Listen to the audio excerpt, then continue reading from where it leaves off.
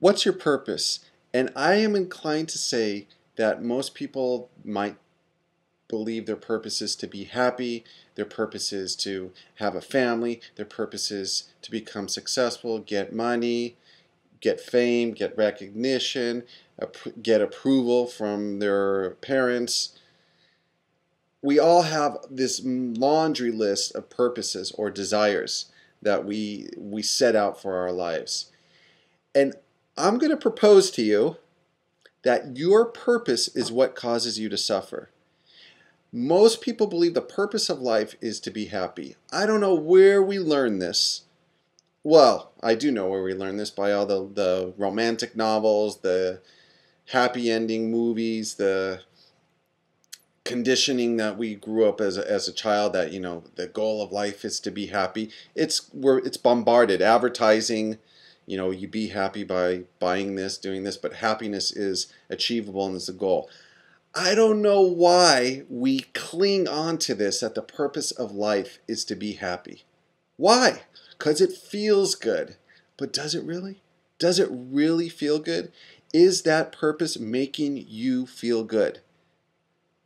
Well, yes, if I didn't have the purpose of being happy, I would be sad, I would be depressed. I propose to the contrary. I am suggesting that the purpose of being happy is what is causing so much unhappiness. We have this belief that we're going to find the right mate, the right fan, and we're going to get the 2.5 children. Oh, there's so much subconscious garbage that we have assimilated just by living in Western civilization, on conditions, on what it takes to be happy. Going to college, just so on. And whenever the laundry list is so big, and oftentimes it's so unconscious, that we set the bar so unreasonably high, it's amazing anybody's happy. And yet there are people that are happy. And what I look for is people that are happy despite their circumstances. It's easy to be happy when you have everything going your way, you have the money, the security, you have your health, you have a nice house. A true measure of happiness is when things don't go your way. That's the people I want to emulate, when things don't go their way and they're still happy. One of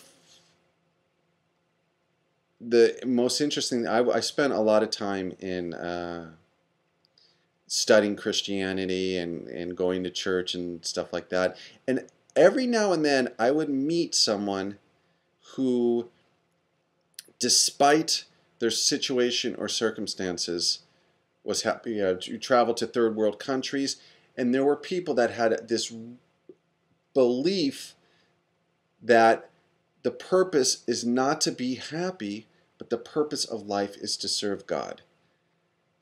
And in that purpose, no matter what happens, everything serving God overrides the circumstances of life. Like the Apostle Paul, who was in jail, he was being beaten for his belief in Christ, and he was singing praises and hymns and was joyful being in prison because he was serving his Lord.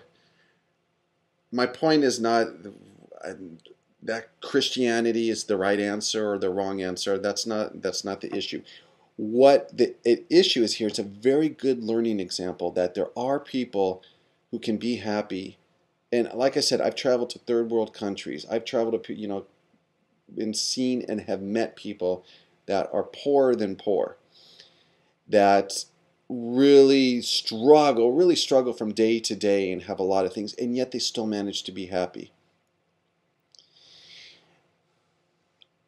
And I think it's because they've never been conditioned by Western civilization that was the purpose of life. For many, the purpose, many of the poor people that I met, the purpose of life is to serve and help others, or to be close to their family, or to give. And I'm not generalizing and saying everybody's like this, but I'm saying I have met people like that, and that is the example that I want to live my life by. So really, we never sit back and evaluate, do our goals, desires, dreams, aspirations bring more benefit, or do they cause us to suffer more? For example, if you were to take your sole purpose in life was to grow a little bit every day, to learn something new, to whether it's a new hobby, whether it's something that a spiritual growth, something you learned and you wanted to improve about yourself, but to learn and improve a little something every day. And that was it. Everything else was like gravy. That doesn't mean you sit and you do nothing.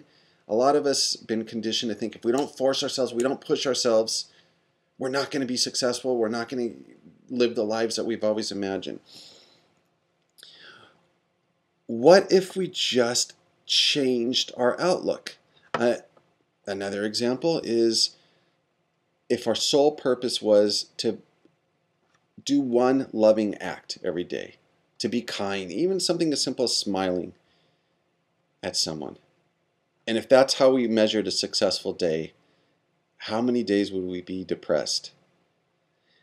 But the problem is we just set the bar way too high. There's so many things so much pressure and expectations that others and we put upon ourselves.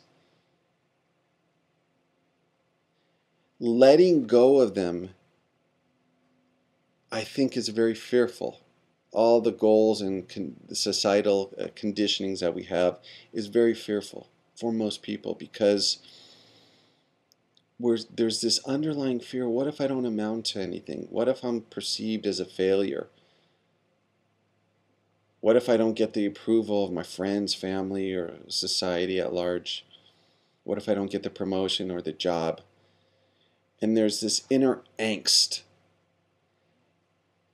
And it's almost like we force ourselves to obey all these unwritten rules without asking, do they really serve me?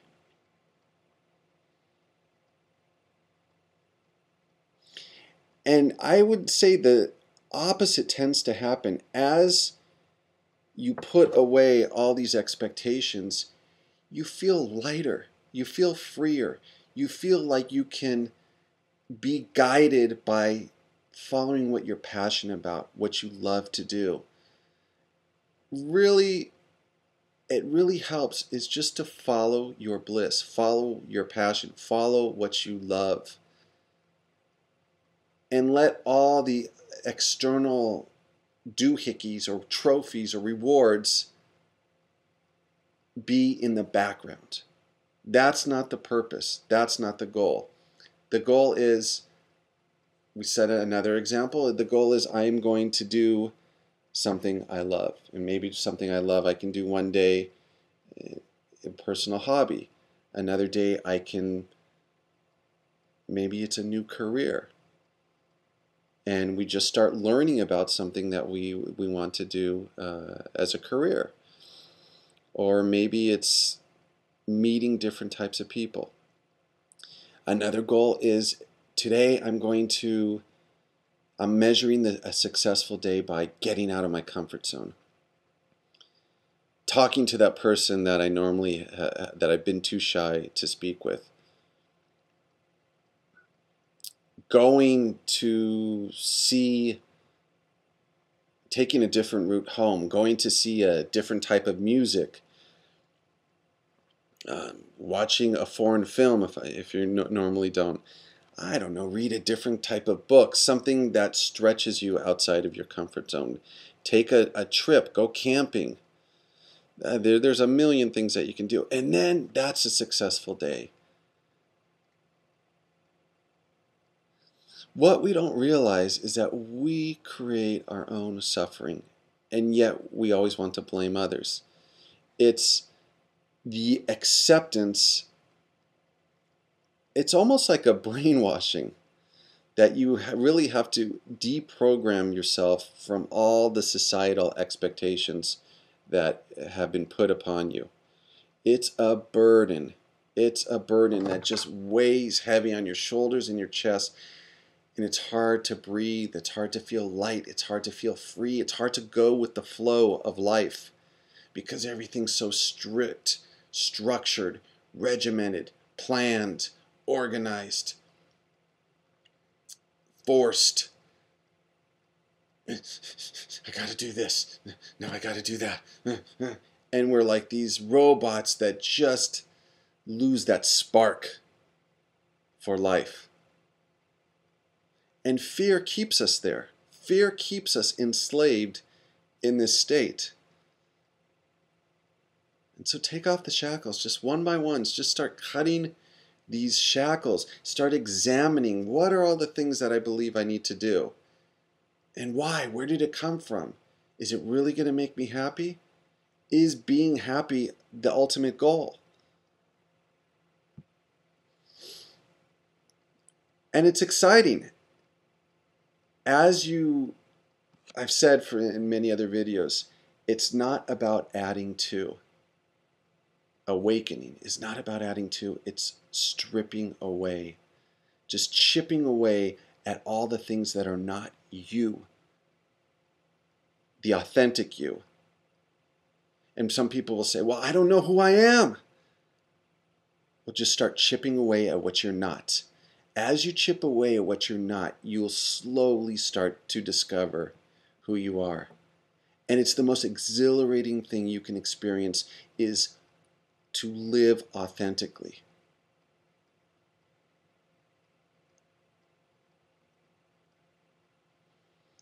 Thanks for listening.